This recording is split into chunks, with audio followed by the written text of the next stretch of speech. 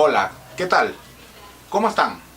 Bienvenidos a Prismas, un pequeño programa dedicado a todo lo que tiene que ver con los temas de historia y cultura, específicamente dedicados al Ecuador. Espero que este pequeño programa sea del agrado de todos ustedes. Desde este momento, bienvenidos.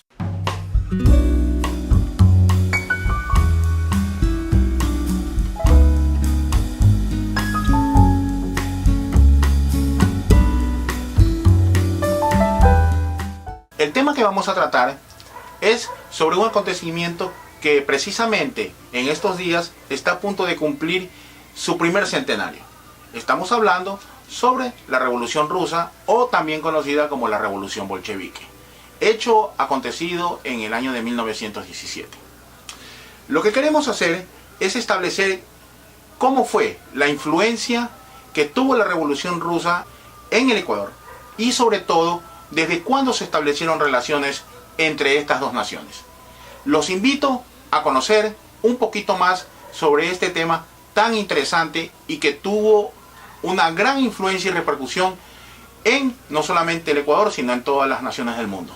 Bienvenidos. Se cumplen 100 años de la Revolución Rusa, o también conocida como Revolución Bolchevique, proceso que surge del agotamiento del viejo y anquilosado imperio de los zares. Esta misma transformación traería esperanzas a la humanidad por su ideario de igualdad, prosperidad y redención para los explotados del mundo. La llamada Unión de Repúblicas Socialistas Soviéticas, y que es producto de esta gran revolución, se convertiría en una de las grandes potencias industrializadas de Europa y del mundo, y que después, durante la Segunda Guerra Mundial, lograría, junto con las potencias occidentales, vencer la maquinaria de guerra de la Alemania nazi, y posteriormente se pondría a la vanguardia de la carrera espacial.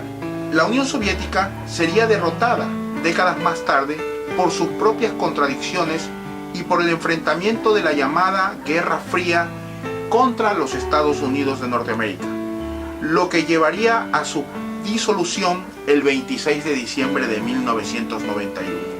Antes del nacimiento de la Unión Soviética, Ecuador ya había mantenido contacto con la Rusia zarista, en especial cuando el territorio ecuatoriano era parte del Imperio Español.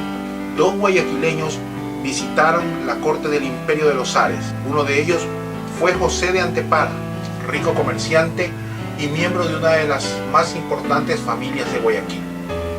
En 1803 recorrería Europa como secretario del general venezolano Francisco Miranda, el precursor de la independencia. Los dos realizarían una constante actividad propagandística en favor de la liberación de las colonias americanas. Antepara, años después, sería uno de los próceres del movimiento del 9 de octubre de 1820. El otro guayaquileño fue el doctor Vicente Rocafuerte, que en 1812 sería nombrado diputado ante las Cortes de Cádiz.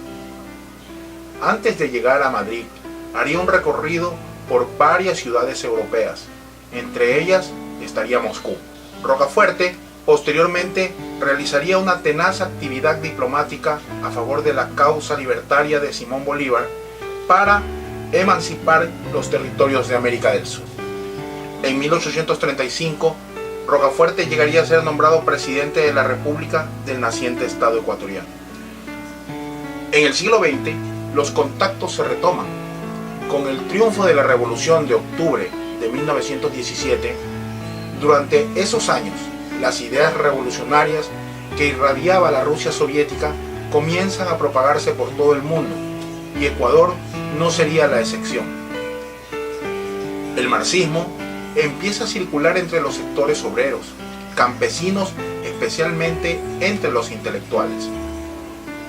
Estos últimos crean grupos socialistas como la Antorcha en noviembre de 1924, que se proclama como portavoz de las clases oprimidas y se declara como una organización regida bajo los principios del marxismo para hacer la revolución proletaria. Así también, otro grupo importante fue la llamada Sección Comunista de Propaganda y Acción Lenin, creada el 22 de septiembre de 1925. Bajo la inspiración del mexicano Rafael Ramos Pedruesa, encargado de negocios de la Embajada Mexicana en el Ecuador. La organización fue concebida como sección comunista de la República del Ecuador y propugnaba la afiliación al Internacional Comunista o Comintern. De estas dos organizaciones nacerían posteriormente el Partido Socialista Ecuatoriano en el año de 1926 y el Partido Comunista del Ecuador en 1931. En 1927 llega al Ecuador la misión científico soviética, dirigida por el ingeniero agrónomo Sergei Yusesuk, con el objeto de realizar estudios del relieve geográfico del país. Esta visita es el primer contacto oficial y de intercambio científico y cultural entre las dos naciones. Ese mismo año visita la ciudad de Moscú el doctor Ricardo Paredes, miembro del Comité Central del Partido Socialista, para participar en representación del Ecuador ante el Congreso de la Internacional Comunista. En 1932, en la ciudad de Quito, se crea la Casa de la Amistad Ecuatoriano-Soviética. Las muestras de solidaridad y apoyo hacia la Unión Soviética se hicieron más patentes durante la Segunda Guerra Mundial. Sectores progresistas y de izquierda formaron grupos de apoyo antifascistas para mostrar su solidaridad al esfuerzo bélico soviético en su lucha contra la Alemania nazi. Son estos mismos sectores los que presionan al gobierno ecuatoriano para el establecimiento de relaciones diplomáticas entre nuestros países. Esto se hace realidad cuando el 28 de junio de 1945 la prensa ecuatoriana informa de la apertura de las relaciones bilaterales con la Unión Soviética. Noticia confirmada por la agencia soviética de noticias TASS. El acuerdo fue firmado en la Ciudad de México y actuó en representación del gobierno ecuatoriano, presidido en ese año por el doctor José María Velasco Ibarra, el señor embajador Modesto Larrea Gijón.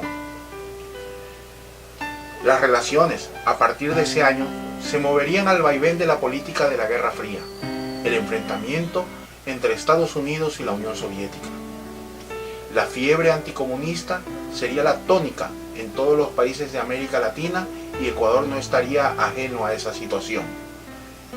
Es durante el cuarto velasquismo que se realiza un intento de descongelar la situación diplomática entre las dos naciones.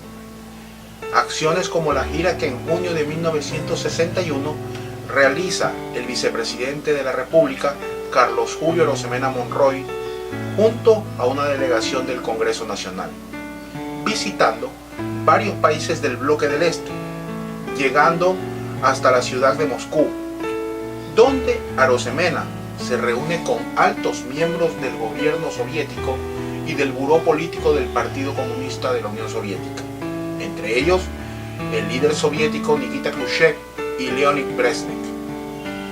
Esta fue la primera visita oficial que un alto dignatario del Estado ecuatoriano realizaría a la nación comunista. A su regreso al Ecuador, Arosemena reconocería los avances técnicos, científicos y culturales del país, cuna de la revolución bolchevique. Con la dictadura militar de 1963, que derroca al presidente Arosemena, se establecería una feroz política anticomunista que llevaría a una ruptura de relaciones. Esta situación duraría varios años y de manera curiosa, en un nuevo gobierno velasquista se restablecerían las relaciones diplomáticas con la Unión Soviética el 12 de junio de 1970, siendo nombrado embajador ecuatoriano en Moscú el doctor Juan Isaac Lobato, catedrático universitario, doctor en Derecho y militante del Partido Socialista. Desde 1970, las relaciones entre los dos países se fueron consolidando y los intercambios comerciales se fueron desarrollando de manera sostenida. En el propio gobierno de Velasco Ibarra, Ecuador suscribe el primer acuerdo comercial con la Unión Soviética. A partir de esos años, la presencia comercial de la Rusia comunista así como las marcas más importantes de la industria soviética, se hicieron permanentes en ferias y exposiciones nacionales. En la tradicional Feria Internacional de Durán, la Unión Soviética tuvo una importante presencia, teniendo incluso hasta un pabellón exclusivo. Acompañado de estos intercambios y fortalecimiento de las relaciones bilaterales, la influencia de la Unión Soviética y su revolución se manifestarían en campos como la educación, la cultura y el pensamiento filosófico ecuatoriano, tema que se retomará en una próxima entrega.